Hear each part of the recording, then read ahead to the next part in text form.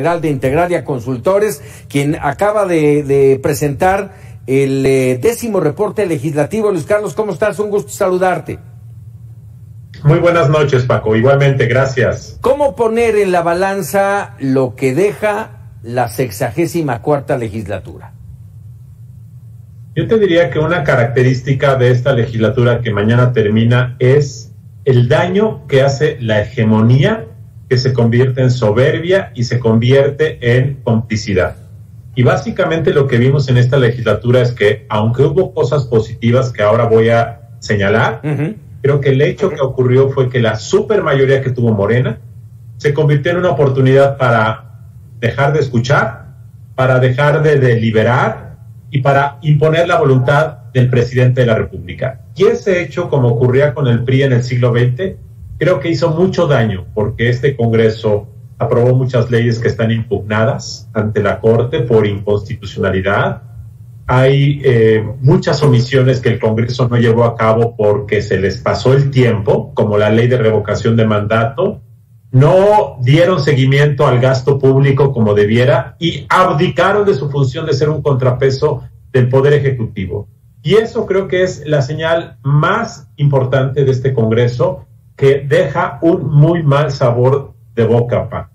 Y este mismo señalamiento se hacía al Congreso cuando el PRI era hegemónico, y por esa razón los priistas, perdón la expresión, se ponían de tapete del presidente, y esa sumisión frente a los presidentes del PRI en el siglo XX la repitió Morena en esta ocasión. Hay cosas positivas, buenas, Luis Carlos. Yo diría, por ejemplo, la reforma a la ley laboral, entre otras cosas, ¿no? Sí, hay leyes positivas, la reforma a la ley laboral, hubo buenas reformas en materia de igualdad de género, democracia paritaria, el Sistema Nacional de Cuidados. Creo que la legislación para combatir la corrupción de las empresas fachadas es positiva, la aprobación del acuerdo comercial, son sin duda cosas positivas. Creo que también la constitucionalización de los programas sociales es algo que puede ser positivo. Yo creo que eso no resuelve las causas estructurales de la pobreza, pero digamos que es algo positivo. También es positivo que se redujo el costo del Congreso. Había venido creciendo año con año en los últimos 15 años y se redujo un 15-20%. Eso me parece muy bien. También creo que es positivo que en el presupuesto, en la negociación del presupuesto, se eliminó la llamada partida de los moches. Todo eso es positivo, pero creo que el tema central de un Congreso que no negocia, no escucha, no revisa, no somete al presidente a una revisión de sus actos por un acto de mala disciplina, entendida como una disciplina totalmente ciega que debe hacer lo que el presidente diga, creo que eso generó un daño moral y que creo que eso es el tema distintivo de esta legislatura, Paco. Fueron 2 puntos de este informe que presentaste, el 10º del reporte legislativo. El punto 7 dice la mayoría de las reformas sin impacto transformador. Y el punto 8, récord histórico de reformas legislativas impugnadas ante el Poder Judicial. Este último lo comento primero, tiene que ver con que, por ejemplo, el Congreso aprobaba leyes que contradecían la Constitución. Se le decía a Morena que esa ley no podía ser aprobada porque contradecía tal o cual artículo de la Constitución y sin embargo lo aprobaban. Resultado, se impugnaba ante la Suprema Corte y muchas de las legislaciones que se aprobaron están impugnadas en la Corte y es probable que la Corte revierta algunas de ellas. Ese es el tema, que esta soberbia que te da la mayoría de, aunque no tengan la razón técnica, tiene los votos para aprobarla, llevó a que Morena arrasara sin una deliberación adecuada. Ese es un primer tema. Y el segundo tema es, por supuesto, subjetivo. López Obrador nos ha dicho que la cuarta transformación básicamente se ha concluido en el punto de vista legislativo. Y cuando uno ve la legislación que ocurrió en este primer trienio, y uno piensa si realmente los cambios que México requiere ya se plasmaron en la Constitución y en la ley. Y me refiero, yo pienso que para que un país inicie una nueva etapa histórica, como nos dice el presidente, pues básicamente tendría que resolver 3 cosas en el caso de México. 1, la desigualdad estructural que tiene la población mexicana. 2, la corrupción estructural que hemos padecido por décadas. Y 3, el tema de la impunidad en el acceso a la justicia. Yo creo que si esas 3 cosas se cambiaran, México sería un nuevo país. de las reformas que se hicieron, yo no veo que estas tres cosas principales hayan sido solucionadas estructuralmente desde el punto de vista constitucional y legal.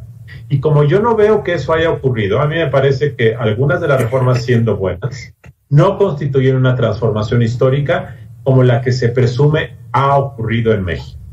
Déjame por último preguntarte, Luis Carlos, ¿qué esperar de la nueva legislatura? Ahora ya las cosas han cambiado, ya no hay esa supermayoría de Morena y tiene de frente, al menos de entrada, revocación de mandato, reforma electoral y el tema del presupuesto.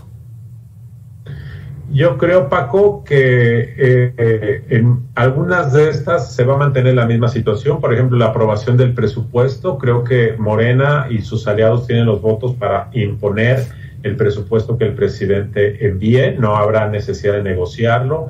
Y en muchas de las medidas así será. Sin embargo, dado que Morena no tiene los votos para cambiar la Constitución como sí los tenía hasta la legislatura que mañana termina, creo que eso va a cambiar la dinámica. Y creo que eso va a forzar a que tenga que haber más deliberación. El hecho de que hayan tenido que pactar la integración de los órganos de gobierno con la oposición, y eso llevó a que el PRI vaya a encabezar la Junta de Coordinación Política el primer año, va a generar una nueva dinámica. Creo yo que la nueva legislatura va a tener un mejor desempeño por esa razón de que hay un poco más de equilibrio y por otra razón muy importante. 145 diputados, 82 de ellos de Morena, van a repetir en el cargo. Es la primera vez que hay reelección. Y este hecho de que 145 diputados al menos ya tengan idea de lo que es el trabajo parlamentario, creo que puede ser un buen insumo para que el Congreso haga mejor su trabajo. Y por eso yo espero que sea una legislatura que cumpla su misión. Muchas veces a los diputados se les olvida que más allá de su filiación política, tienen una obligación de ser un contrapeso. Esa es la función de los congresos en el mundo, ser los vigilantes de la acción del Poder Ejecutivo. Y aunque el presidente sea de tu partido, tienes la obligación de vigilarlo. Puedes apoyarlo en sus iniciativas, en su agenda, pero vigilar que haga bien las cosas. Cuando no haces eso por una falsa equivocada acepción de la disciplina, acabas por perjudicarlo porque conviertes al gobierno en un gobierno sin contrapesos, y eso comúnmente lleva a la equivocación, al abuso del poder. Caray. Luis Carlos Ugalde, como siempre, agradecido de tus minutos aquí en Mega Noticias. Hay muchos temas, vendrán muchos más temas para analizar. Te agradezco. Gracias, Paco. Muy buenas noches. Buenas noches, Luis Carlos Ugalde, director general de Integralia Consultores.